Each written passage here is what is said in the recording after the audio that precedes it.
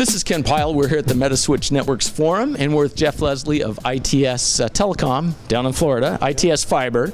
And fiber is important because you guys have fiber not only in Indiantown, but outside of Indiantown, and you have an extensive fiber deployment. Why don't you tell us about that, because that'll set the stage for my next question.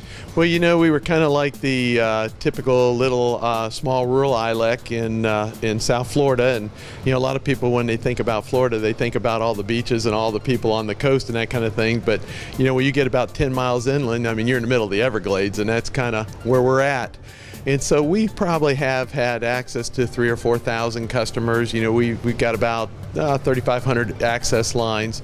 But one of the decisions that we made back a few years ago was to go ahead and overbuild our network with fiber. And as we did that, you know, we built up some pretty good fiber mileage in our rural community.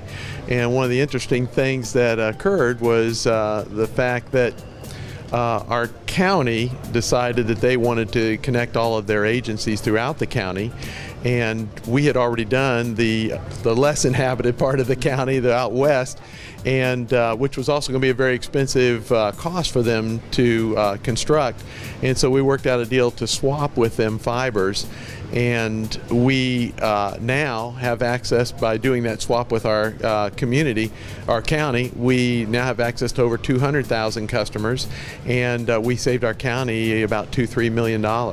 So now we're a fiber provider, and it's given us the access and real opportunities for the future. Now, in your community, in your incumbent area, you've got this fiber to you know, most of the residences, but the ability to price it the way that makes sense from a market perspective hasn't really been there, right? Well, you know, that's one of those things. You know, it's kind of a tough thing, because in our CLEC areas outside of our service area, we're able to be real aggressive and real creative about our pricing on things. But inside our ILEC area, we are somewhat restricted by regulation, and we have to follow the NECA tariff. And I know NECA is working very hard to try to help always improve that and make things more viable for the ILECs. But one of the issues that we've had in the past is being restricted to these asymmetric bandwidths, and also not very robust types of bandwidths to meet the NECA tariff. And once you have fiber, as you know, I mean, doing gigabit connections and all those type of things are very possible now. And so the NECA tariff has not really been there to really allow us to spread our wings and really fly on this thing. And so I've been a member of the Rate Development Task Force for NECA for quite a while, and I know that NECA's been working, you know, really hard on how we're going to remedy that. One of the big issues is when we compete against national cable companies and those type of competitors, is, you know, they also have asymmetric bandwidth, and so we kind of feel like we're being limited, you know, to, you know, we're having to do the same thing they're doing when we've got a superior product. Well, NECA in their wisdom has really worked hard at it, and so I believe this July or August they're proposing a new NECA tariff that will allow symmetric speeds up to a gigabit. And I've got to really qualify that right now, because that's all subject to FCC. But it's really going to open up a new world to us, because for the first time we're going to be able to compete in our service area against our national cable competitors with symmetric speed versus asymmetric speed. And so it kind of comes down to, would you rather have 50-10, you know, 50 down, 10 up from your cable company, or would you rather have 50-50?